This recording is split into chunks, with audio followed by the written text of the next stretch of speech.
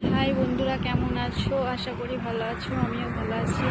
এই যে আমাদের রোডের ধারে আমাদের বাড়ি। এই যে তোমরা যদি জায়গাটা চিনে থাকো তো কমেন্টে জানিও। এই যে আমাদের ধান কাটা হয়েছে ঘরে, আমার বাবা মা ধান বেচছে, আমার ছেলে ধানের মধ্যেখানে বসে খেলা করছে। দেখো কেমন ছোট ছোট খেলা করছে।